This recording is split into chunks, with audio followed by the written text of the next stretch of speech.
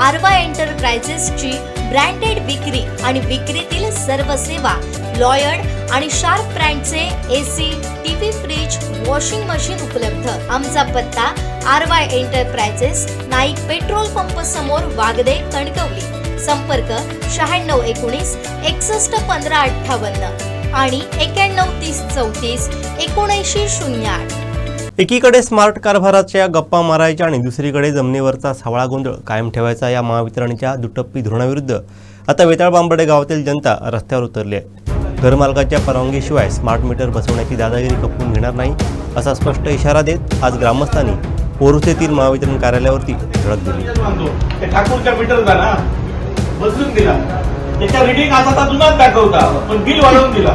कसले स्मार्टपणा ही साहेब तुमच्याकडे दिलं, झेरॉक्स दिली काढून, त्यांचं बिल भरायला विरोध होता का? नाही।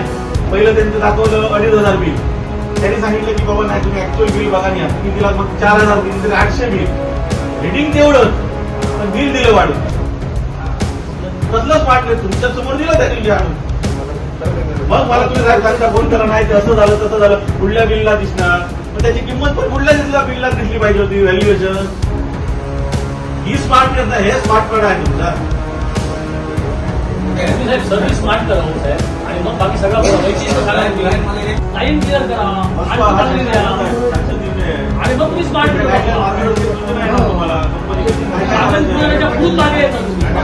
माझ्या प्रॉपर्टीमध्ये तुम्ही आहे ना, काय संबंध तुमचा? आता एक अंतर्गत काय काय आहे, दोन अंतर्गत काय काय ते कळायला नको साहेब। एवढं आम्ही बोलतो, काय करणार ते फक्त सांगा आम्हाला, ते रायटिंग मध्ये द्या, मग काय बघूया। कंपनीशी केलेला करार असेल तुमचा, द्या माहितीसाठी आला असेल ना तुम्हाला। दरवर्षी आपलं मेंटेनन्सच्या खाली बिल करायची, कॉन्ट्रॅक्टरला हे करायचं, म्हणजे काय तुम्ही स्मार्ट मीटर बसवा, पहिले तुम्ही स्मार्ट सर्व्हिस द्या, पहिले तुम्ही लाईन ओढा। आम्ही सांगतो तुम्हाला, आमच्या गावातले ना सगळ्या जुने लाईन बदला,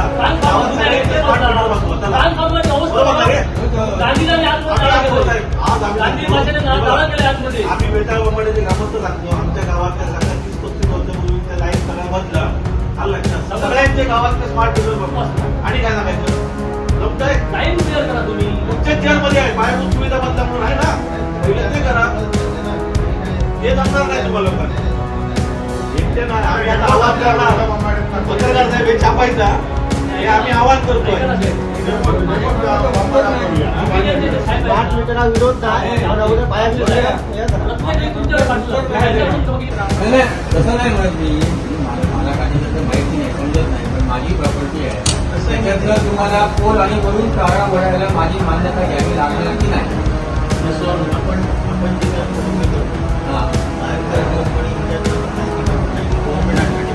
मान्य आहे, बरोबर आहे।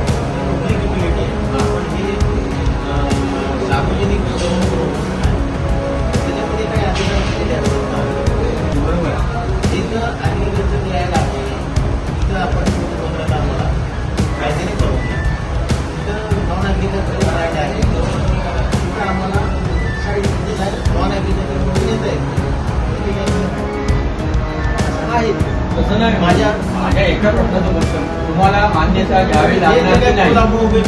माझी समजा बागायची आहे, वैयक्तिक MSCBच्या लोकांसाठी नाही तसं नाही साहेब।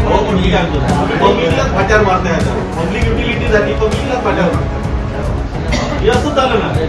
काय इन्स्ट्रक्शन देत आहे, तुमच्या ओरिजिनल देतील, तुमचा काय संबंध?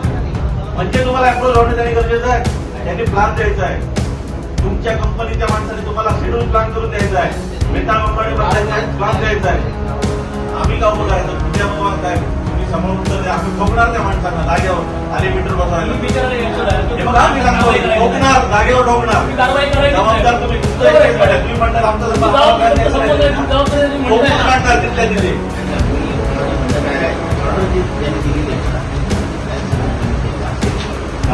दिला असं मला वाटत नाही। मग आम्ही ओळखायचा होतो तोच माणूस आहे, हा अदानीचा माणूस, आम्ही कसं ओळखायचं? काय संबंध? बरं, सामान्य ग्राहक आला, हे अदानीला दिलाय कसं समजणार? ऐकावं साहेब, सामान्य माणसाला हे अदानीला कॉन्ट्रॅक्ट दिलाय, अदानीशी तुमचा MOU झालाय, कसं समजणार ग्राहकाला? कदाचित नाही, हे सगळे बनावटच आहे, तुम्ही घेतली जबाबदारी। माझ्या प्रायव्हेट प्रॉपर्टीमध्ये हात लावायचा तुमच्या लोकांना अधिकार नाही. माझ्या परवानगीशिवाय मी नाही तर स्ट्रेस पात्र गुन्हा दाखल करू काय तुमच्या लोकांमधून?